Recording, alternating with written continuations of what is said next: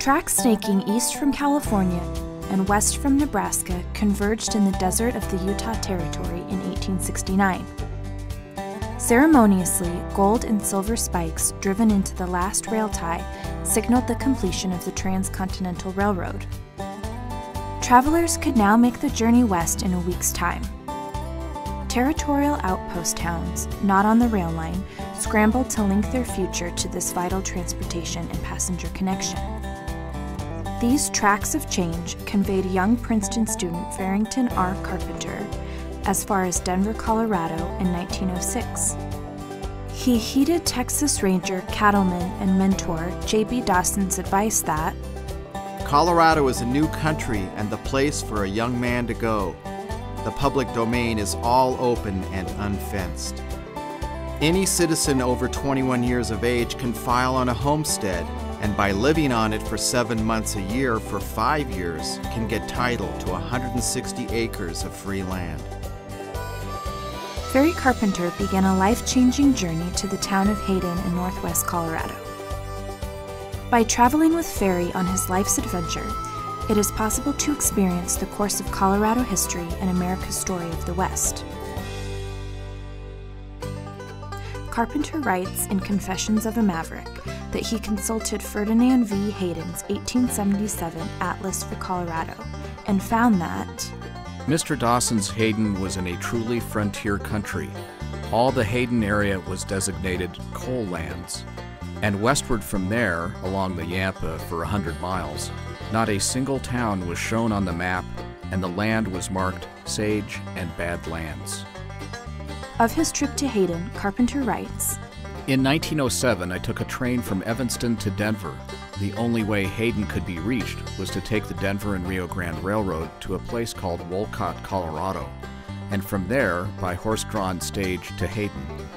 Because of the high Continental Divide west of Denver, the train looped far out of its way south to Pueblo, and north again through the Royal Gorge and over Tennessee Pass to Wolcott. At the small Wolcott depot, I saw a Concord stagecoach. I asked the white-haired old driver if he'd sell me a ticket to Hayden. Hell no, he responded. I only go as far as Yampa, and there are 2 other stages, from there to Steamboat Springs, and on down the Yampa River to Hayden and Craig. I'll sell you a ticket to Yampa. And so began Carpenter's 90-mile stage route to Hayden, the stagecoach wheel ruts disappearing north into the horizon. When we got to the wide main street of Yampa, the driver cracked his whip and we went in on a gallop, wheeling around to the front of the drugstore. Yampa was the end of the line for the coach, and a new one to Steamboat Springs did not leave until the next day. The passengers all lined up at the Antlers Hotel for a room to stay in overnight. I got the last room. The next day, with a new stage driver, I rode on to Steamboat Springs, the largest town in Routt County.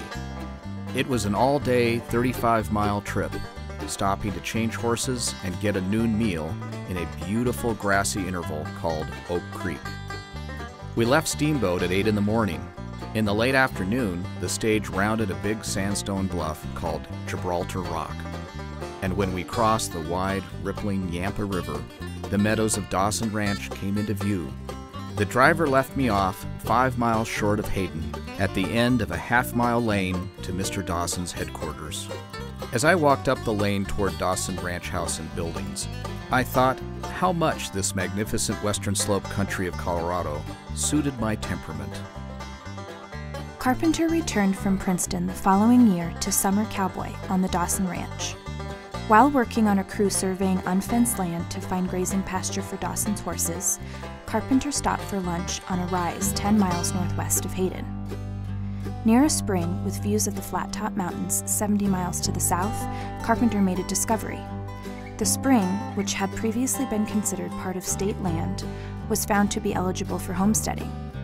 Carpenter immediately laid claim to the spring and 320 acres under the Homestead Act and Desert Land Act. He called his land Oak Point and spent the next 5 summers proving up his land and building a cabin, in between completing school at Princeton and finishing law school at Harvard. After graduating from Harvard in 1912 and passing the Colorado bar exam, Carpenter returned to Hayden as the town's first lawyer. At the age of 26, he owned the Oak Point homestead, a small herd of cattle, and a few good saddle horses. Hayden was a little bit of a town.